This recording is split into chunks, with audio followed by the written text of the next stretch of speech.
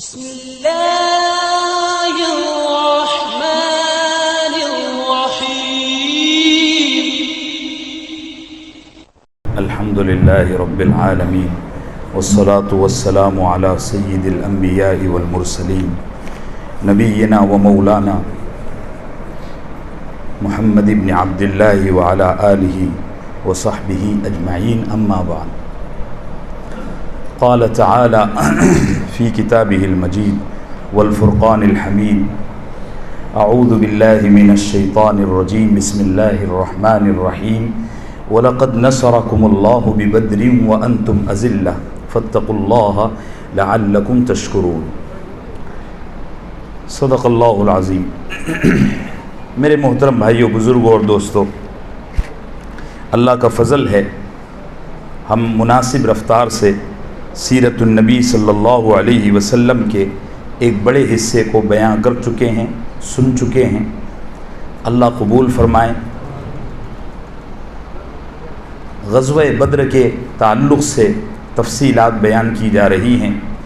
گزشتہ کل میدان بدر کا جو منظر اور جو تفصیلات میں عرض کر چکا ہوں وہ تقریباً یہاں تک ہے کہ اہل اسلام اور ظالم کفار کا معرکہ تقریباً آدھی لڑائی تک پہنچ چکا ہے، اور سیرت کی کتابوں پر طالب علمانہ نظر رکھنے کے بعد یہ اندازہ ہوتا ہے کہ وقت کے لحاظ سے، ٹائم کے اعتبار سے اگر اس کو جوڑا جائے تو تقریباً یہ 2-2:30 بجے کے آس پاس کا وقت معلوم ہوتا ہے۔ رسالت مآب صلی اللہ علیہ وسلم اپنے خیمے میں، اپنے عریش اور چھپر میں واپس تشریف لے جا چکے ہیں، اور مشرکین کا لشکر بالکل تتر بتر ہو گیا ہے۔ جو نچلی سطح کے مشرک تھے وہ راہ فرار اختیار کر رہے ہیں، جو سردار تھے وہ ابھی بھی اپنی غیرت اور اپنے تکبر اور اپنی ناک کو لیے ہوئے میدان میں اڑے ہوئے ہیں، مار کھا رہے ہیں، اور ایک طبقہ وہ ہے جو مناسب چال چلتے ہوئے اپنے آپ کو سرنڈر کر رہا ہے۔ اللہ کے نبی صلی اللہ علیہ وسلم اپنے عریش میں اور اپنے خیمے میں تشریف فرما ہیں، اور صحابہ کرام باری باری اللہ کے نبی کے پاس آ کر بتا رہے ہیں کہ وہ بھی قتل ہو گیا، وہ بھی قتل ہو گیا، وہ بھی قتل ہو گیا۔ اللہ کے نبی فرما رہے ہیں الحمدللہ الحمدللہ الحمدللہ۔ تقریباً 3-3:30 بجے کے آس پاس جو منظر بنتا ہے اس کے اعتبار سے مجھے اندازہ لگ رہا ہے کہ اللہ کے نبی صلی اللہ علیہ وسلم کو یہ لگا کہ اب جنگ قریب الختم ہے، یعنی بس تھوڑا وقت فیصلے کا بچا ہے، تو رسول اللہ صلی اللہ علیہ وسلم نے صحابہ سے فرمایا، آپ کے ارد گرد پورے بدری صحابہ ہیں اور بڑے درجے کے صحابہ، مہاجرین میں بھی اور انصار میں بھی۔ تو اللہ کے نبی صلی اللہ علیہ وسلم نے فرمایا ابو جہل کا کیا بنا؟ تو صحابہ خاموش تھے، پتہ تو سب کو تھا کہ وہ مار کھا کر کہیں ڈھیر پڑا ہے۔ تو اللہ کے نبی صلی اللہ علیہ وسلم نے فرمایا جاؤ ذرا دیکھو، اس کو تلاش کرو۔ تو سارے صحابہ جو آپ کے ارد گرد بیٹھے ہوئے تھے ابو جہل کو تلاش کرنے کے لیے نکل پڑے۔ تو دوسرے کو تو کسی کو وہ ملا نہیں۔ حضرت سیدنا فقیہ الامت عبداللہ ابن مسعود سب کہہ دو رضی اللہ عنہ، انہوں نے اس کو پا لیا، اور بڑا دلچسپ مکالمہ ان دونوں کا ہوا، یعنی ابو جہل کا اور حضرت سیدنا عبداللہ ابن مسعود رضی اللہ عنہ کا۔ وہ زمین پر چت لیٹا ہوا تھا اور اس کی سانسیں جاری تھیں، ہوش میں پوری طرح تھا، اور وہ مجمع کی دوڑ بھاگ کو، افراتفری کو اپنی آنکھوں سے دیکھ بھی رہا تھا۔ تو حضرت سیدنا عبداللہ ابن مسعود رضی اللہ عنہ اس کے پاس گئے اور اس کے سینے پر پیر رکھا، پھر اس کی داڑھی پکڑی تاکہ اس کا سر جو ہے تو بدن سے الگ کریں۔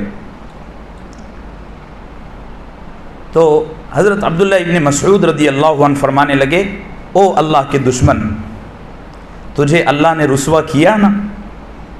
کیا فرمایا؟ تجھے اللہ نے رسوا کیا نا؟ تو وہ بھی ایسا ویسا نہیں تھا. وہ کہتے ہیں نا اردو میں، رسی جل گئی لیکن بل نہیں جلے. کم بخت کہتا ہے آج تو مجھے قتل کر رہا ہے، یہ تیرے لیے عزت کی بات ہے، تو بتا میں زیادہ عزت والا ہوں یا تو زیادہ عزت والا ہے؟ بچے بیٹھے ہیں اور سبھی ماشاءاللہ بڑی طبیعت خوش ہوتی ہے. آپ سارے کے سارے عشق رسول میں اتنے تقاضے دبا کر یہاں بیٹھتے ہو. اللہ قبول فرمائے اور ہماری نسلوں کو اللہ تکبر سے اور گھمنڈ سے بچائے. بد نصیب ہم کو نہ بنائے، ہماری نسلوں کو نہ بنائے. کہنے لگا تو اس سینے پر بیٹھا ہے تو تیرے لیے یہ خوش نصیبی کی بات ہے کہ تو اتنے بڑے سردار کو قتل کر رہا ہے، اور تیرے لیے یہ عزت ہے.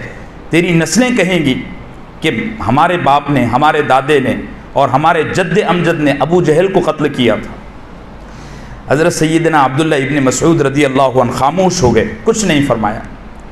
شریف لوگ اپنی زبانوں کو، یہ تو گھٹیا کردار متکبر سرفرے لوگ ہوتے ہیں جو ہر بات میں اپنا اڑنگا اپنا اڑنگا. پھر ابو جہل کہنے لگا اچھا بتاؤ آج فتح کس کی ہوئی؟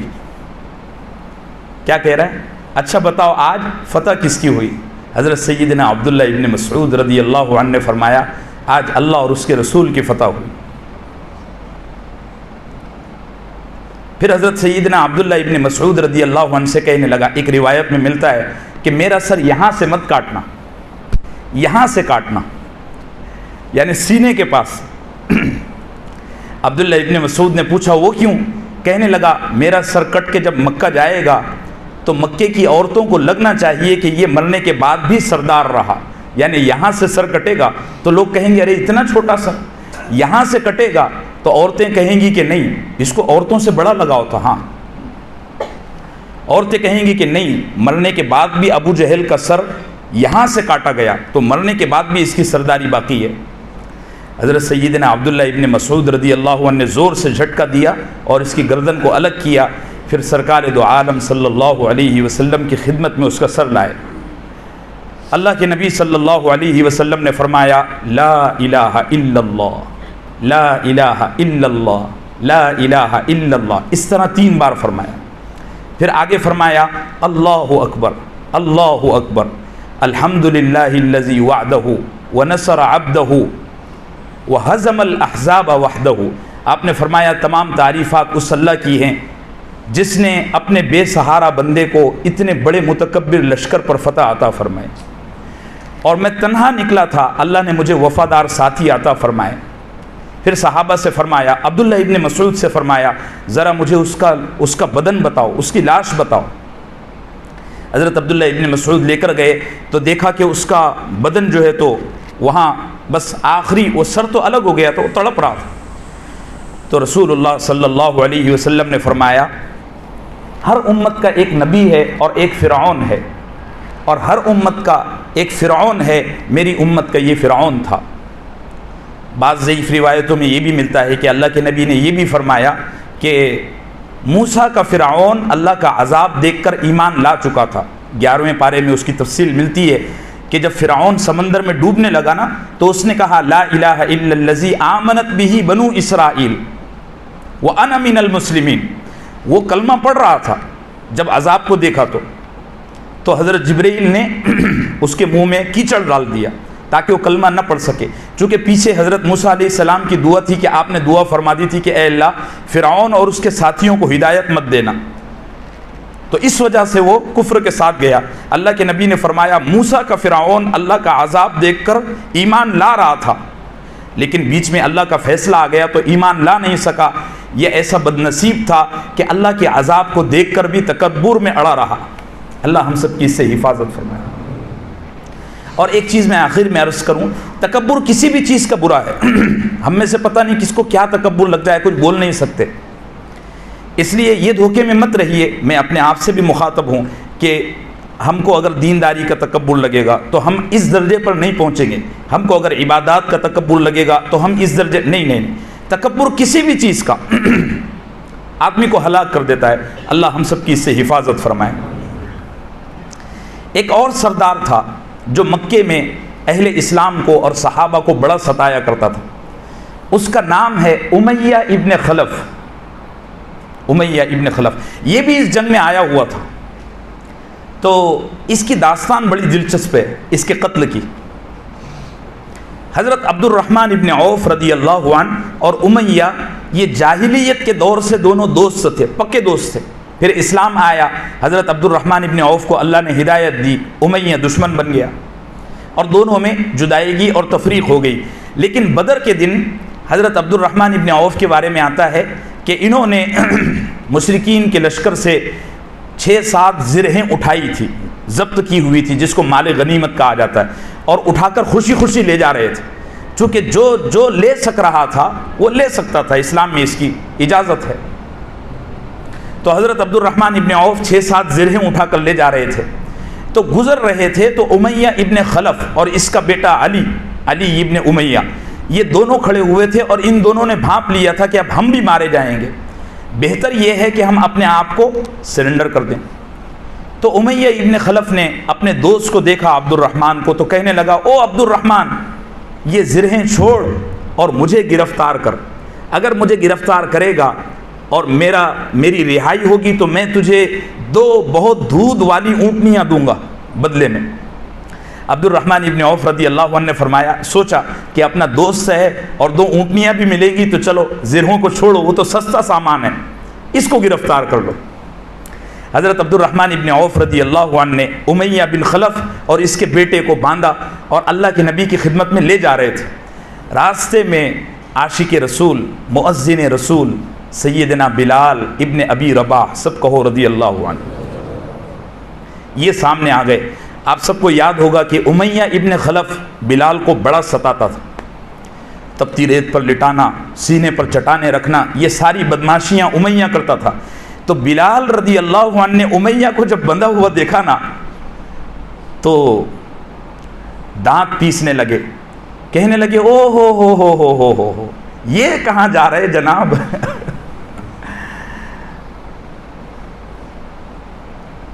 اور پھر فرمایا، قسم رب کعبہ کی، آج یا تو یہ رہے گا یا میں مارا جاؤں گا۔ آگے بڑھے اور اس پر وار کرنے لگے۔ تو عبد الرحمن ابن عوف نے سوچا، اگر بلال نے اس کو مار دیا تو میری زرہیں بھی چلی گئی اور اس کے پاس سے جو 2 اونٹنیاں ملنے والی تھی وہ بھی چلی جائیں گی۔ ان کو بھی فتح کی خوشی تھی، ان کو بھی اپنے سامان کی تمنا تھی، آرزو تھی۔ تو عبد الرحمن ابن عوف نہ اس کو بچانے لگے۔ زاد المعاد میں امام ابن قیم جوزی رحمۃ اللہ علیہ نے ایک روایت لی ہے، وہ فرماتے ہیں کہ حضرت عبد الرحمن ابن عوف امیہ بن خلف کو بچانے کے لیے اتنی کوشش کر رہے تھے کہ امیہ سے کہا کہ بھائی تو ایک کام کر، بلال تجھ کو چھوڑے گا نہیں، ایک کام کر میرے نیچے دب جا، جیسے یہ ٹیبل ہے۔ امیہ سے کہا کہ تو اس طرح جھک جا، میں تجھے اپنے کوٹے میں لے لیتا ہوں، اور ایسا کیا۔ لیکن حضرت بلال نے دیکھا کہ اگر آج یہ بچ گیا تو فدیہ دے کر چھوٹ جائے گا اور ڈبل سے جنگ کرے گا۔ تو سیدنا بلال ابن ابی رباح نے فرمایا کہ او انصار اللہ، او اللہ کی مدد کرنے والوں، آؤ یہ اسلام کا اور رسول اللہ کا دشمن تمہارے سامنے ہے، اس کو ٹھکانے لگاؤ۔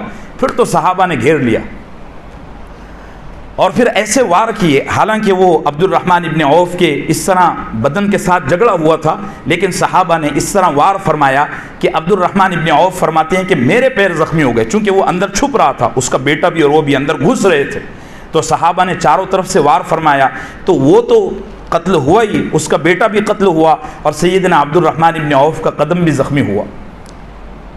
عبد الرحمن ابن عوف فرمایا کرتے تھے، اللہ رحم فرمائے بلال پر، اس کی وجہ سے میری زرہیں بھی گئی اور اس کی وجہ سے 2 دودھ والی اونٹنیاں بھی گئی۔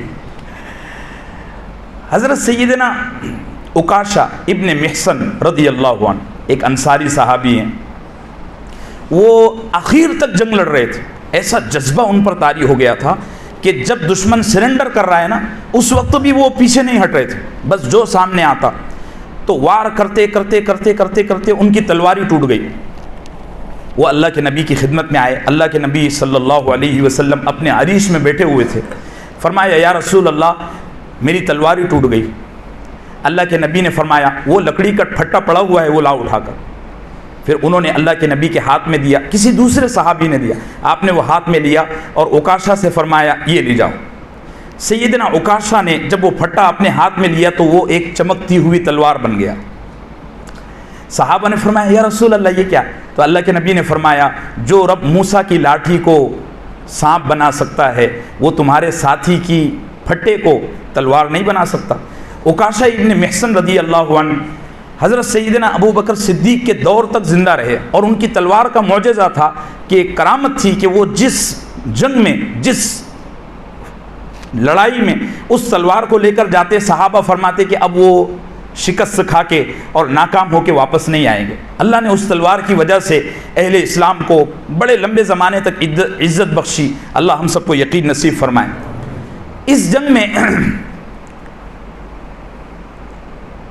بہت ساری مرتبہ ایسا بھی ہوا کہ ایک طرف صحابہ ہیں اور دوسری طرف ان کے رشتہ دار ہیں.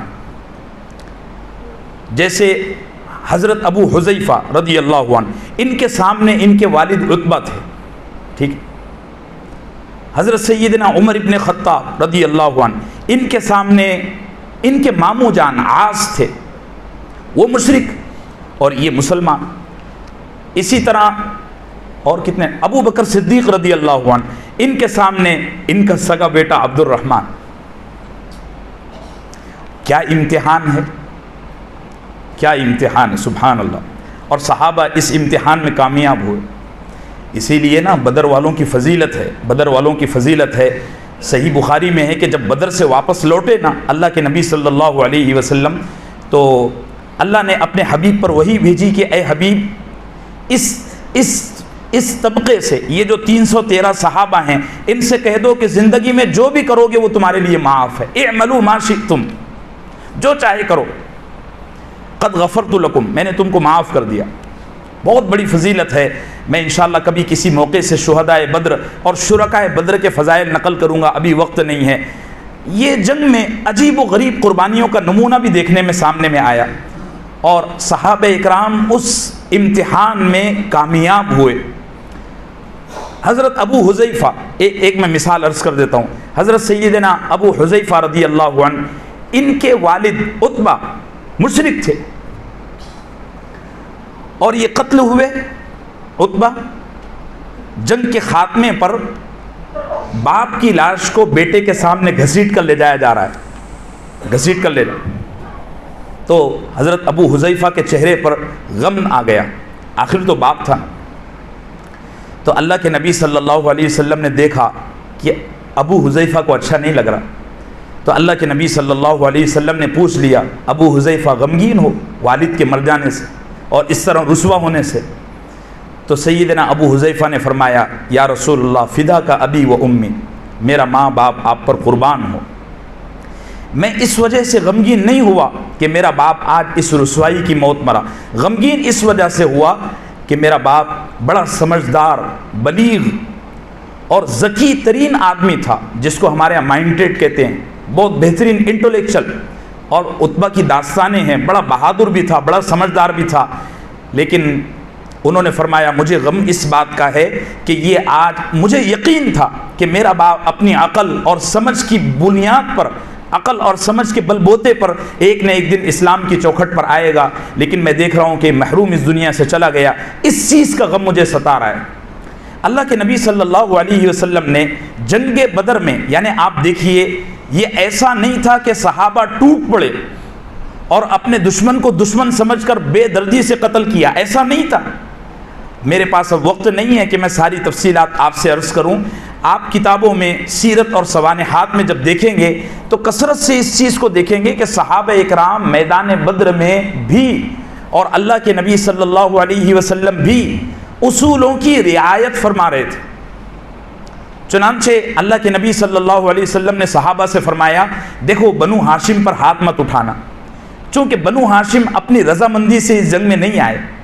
آپ نے فرمایا بنو ہاشم کو ابو جہل نے اور متکبر سرداروں نے زبردستی گھسیٹ کر اس جنگ میں لایا ہوا ہے، وہ اپنی رضا سے نہیں آئے۔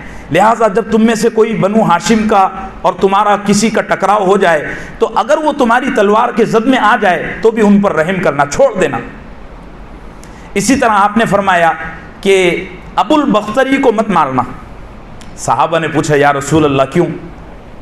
اللہ کے نبی نے فرمایا ابو البختری کے مسلمانوں پر بڑے احسانات ہیں، اس کا سلوک بڑا اچھا تھا، اور یہ ایسا آدمی ہے کہ اس نے مکے کی ساری 13 سالہ زندگی میں اللہ کے نبی صلی اللہ علیہ وسلم کو اور صحابہ کو کبھی اف تک نہیں کہا۔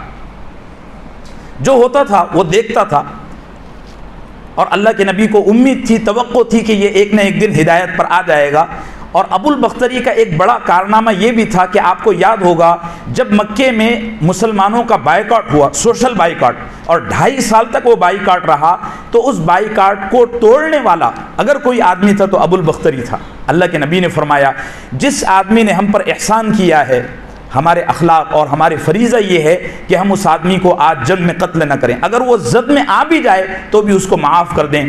چنانچہ ابو البختری ایک صحابی ہیں حضرت مجزر رضی اللہ عنہ، ان کی تلوار کی زد میں آ گیا تو حضرت مجزر کو اللہ کے نبی کا فرمان یاد آیا کہ اس کو مارنا غلط ہے، اللہ کے نبی نے منع فرمایا ہے۔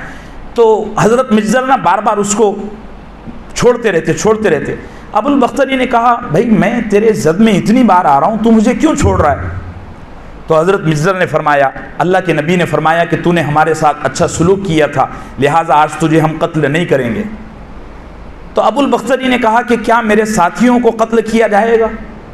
حضرت مجزر نے فرمایا کہ ہاں وہ تو بڑے مجرم ہیں، ان کو تو نہیں چھوڑا جائے گا۔ تو اللہ کے نبی صلی اللہ علیہ وسلم کے فرمان کے مطابق حضرت مجزر رضی اللہ عنہ نے جب مجبوری دیکھی کہ اب یہ ماننے کو تیار ہی نہیں ہے تو پھر اس کو قتل کیا، ورنہ اس کو بہت دفعہ چھوڑا گیا۔ اسی طرح وہ حضرت عباس رضی اللہ عنہ، نبی کریم صلی اللہ علیہ وسلم کے چچا، اللہ کے نبی نے منع فرمایا ان کو مت مارنا، وہ بھی زبردستی آئے، اپنی رضامندی سے نہیں آئے، اور بعض روایتوں میں ہے کہ یہ مسلمان ہو چکے تھے، اپنا اسلام چھپائے ہوئے تھے، یہ بھی ہے، لیکن اللہ کے نبی نے منع فرما دیا تھا کہ نہیں عباس کو مت مارنا۔ اس پر حضرت ابو حذیفہ نے ایک جگہ کہا بھی کہ کیا ہم اپنے باپوں کو ماریں اور نبی کے رشتہ داروں کو چھوڑیں؟ تو حضرت عمر نے فرمایا یا رسول اللہ مجھے اجازت دے، میں ابو حذیفہ کو قتل کر دیتا ہوں، وہ تو جلال میں آ گئے۔ چنانچہ حضرت عباس رضی اللہ عنہ کو مارا نہیں گیا، اللہ کے نبی صلی اللہ علیہ وسلم کی طرف سے سخت ممانعت تھی، بعد میں گرفتار ہو کر آئے اور ان کے ساتھ جو ہونا تھا وہ ہوا۔ یہ جنگ کا پورا نقشہ، پوری تفصیلات جو ضروری معلومات تھی وہ میں آپ کے سامنے عرض کر چکا ہوں۔ تقریباً عصر سے پہلے جب عصر کا وقت شروع ہو جاتا ہے 4 ساڑھے 4 بجے، تو اللہ کے نبی صلی اللہ علیہ وسلم نے پورے میدان بدر کا جائزہ لیا۔ مسلمانوں میں 14 حضرات شہید ہوئے، کتنے؟ 14، 6 مہاجر اور 8 انصار، 14 شہید ہوئے، اور گرفتار کوئی نہیں ہوا۔ اور مشرکین میں 70 مشرک قید ہوئے اور 70 مشرک قتل ہوئے، اور جو قید ہوئے یہ معمولی لوگ نہیں تھے، سب بڑے بڑے سردار، سرغنہ۔ ان میں 24 تو ایسے تھے جو بہت اعلیٰ درجے کے پولیٹیکل لیڈر تھے، اور ظلم میں، تکبر میں، عناد میں، سرکشی میں اپنی انتہا کو پہنچے ہوئے تھے۔ چنانچہ اللہ کے نبی صلی اللہ علیہ وسلم نے شہدائے بدر کی لاشیں جمع فرمائی اور ان کا وہاں مزار بنایا۔ اسلام میں اصول ہے کہ جہاں شہید ہو وہیں اس کو دفن کیا جاتا ہے۔ آج بھی اللہ ہم سب کو حاضری نصیب فرمائے، آپ دیکھیں گے تو شہدائے بدر کی وہاں قبریں اور مزاریں بنی ہوئی ہے۔ سعودی حکومت کا یہ بڑا کارنامہ ہے کہ انہوں نے ساری قبروں کو، ساری مزاروں کو نارمل رکھا ہوا ہے، ورنہ لوگ بس اللہ محفوظ رکھے رسم و رواج میں جو بدعتیں پروان چڑھتی ہیں پھر وہ اس کی انتہا کوئی نہیں۔ تو سعودی حکومت نے اور وہاں کے علماء نے اپنی فتویٰ کمیٹی کی روشنی میں ساری مزاروں کو اپنی جگہ، اور آپ جائیں گے تو بدر کا جو ہائی وے ہے، بدر کے ہائی وے سے انٹر ہوں گے تو فوراً ایک بڑی سنگ مرمر کی پلیٹ لگی ہوئی ہے، اس پر ان 14 صحابہ کے اسمائے گرامی لکھے ہوئے ہیں جو اس جنگ میں اللہ نے قبول فرمائے. اللہ ان کے صدقے سے ہم سب کی مغفرت فرمائے. یہ 14 شہداء بدر کے، اور 2-3 زخمی ہوئے. ایک صحابی زخمی ہوئے تھے عبیدہ ابن حارث، وہ واپسی میں جاتے جاتے راستے میں وفات پائے. ان کی بھی بڑی تفصیلات ہے، میں انشاءاللہ بعد میں عرض کروں گا. اور پھر اللہ کے نبی صلی اللہ علیہ وسلم نے صحابہ سے فرمایا کہ جو مشرکین کی لاشیں ہیں ان کو جمع کرو. چنانچہ لاشوں کو جمع کرنا شروع کیا گیا. تو 70 جو مقتول تھے ان کی لاشوں کو اللہ کے نبی کے سامنے اس طرح ڈھیر کی شکل میں لا کر رکھا گیا. اللہ کے نبی صلی اللہ علیہ وسلم نے اس میں سے 24 سرداروں کو سلیکٹ کیا اور ان کی لاشوں کو بدر میں ایک بدبودار خبیث ویران کنواں تھا اس میں پھینکوا دیا. نہیں، پھینکوانے سے پہلے اللہ کے نبی صلی اللہ علیہ وسلم نے تقریر فرمائی مردوں کے سامنے، اور آپ پر غم اور ملال کی کیفیت تھی، چونکہ آپ نہیں چاہتے تھے کہ جنگ لڑنی پڑے، اس طرح خون ریزی ہو.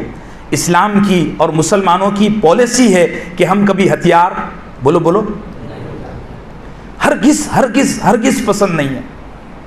آج بھی دیکھ لو نا پوری دنیا میں کیسے کیسے مظالم ہیں، لیکن ہمارے علماء ابھی بھی اس طرح کا فتویٰ اور اس طرح کی رائے ظاہر نہیں فرماتے کہ ہتھیار اٹھاؤ اور ایسی کوئی کارروائی کرو جس سے جانوں کا نقصان ہو. یہ آخری درجے میں، اور میں آپ کو بتا چکا ہوں جنگ بدر میں خود اللہ کے نبی نے اسٹیپ رکھے ہوئے تھے اور صحابہ سے منع فرمایا ہوا تھا کہ جب تک میرا آخری حکم نہ ہو وہاں تک ہتھیار مت اٹھانا، صرف جگہ پر کھڑے ہو کر لڑنا.